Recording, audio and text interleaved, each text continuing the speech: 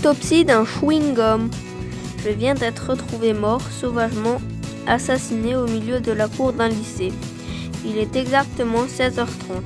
Non seulement j'ai été broyé, roulé en boule, soufflé, éventré, aplati et pour finir, piétiné comme un malpropre. Le directeur, accompagné de son second, lui-même précédé de l'homme de nettoyage, sont arrivés sur le lieu du crime. Le directeur a demandé une craie avec laquelle il a fait le contour de mon cadavre. Puis le second a pris une photographie de moi, la victime. Ensuite, l'homme de nettoyage m'a décollé du bitume à l'aide d'une pince à épiler et m'a déposé au fond d'un bocal avant d'être mené à la morgue, c'est-à-dire le bureau du directeur. Monsieur Split est un homme autoritaire, colérique, et il ne supporte pas qu'on bafoue son règlement intérieur. Il ordonne à son second qu'on retrouve illico presto le coupable.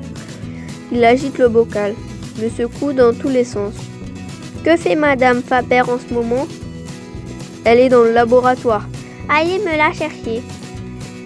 Pas précipité, silence.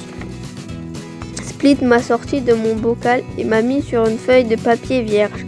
Il m'observe à la loupe et à nouveau, des pas, une porte s'ouvre. Madame Faber, professeure de physique, entre précédée du second. Split me montre du doigt de la conversation. Je ne retiens que quelques mots. ADN, salive, trace de dents, un morceau de plombage qui a sauté. Ah, c'est cela, cette chose dure dont je n'arrive pas à me débarrasser. On ne me remet pas dans le bocal. Le lendemain matin, Split a convoqué l'infirmière, le second et trois élèves irrespectueux du règlement. On me sort et on me montre, puis on les questionne. L'interrogatoire dure une vingtaine de minutes. On fait ouvrir les bouches et on trouve le coupable. Ce dernier est renvoyé dans ses pénates. Quant à moi, titre posthume, on m'a placé dans une vitrine avec un article de journal de l'établissement rappelant l'affaire. Je trône au milieu d'autres objets confisqués par Split.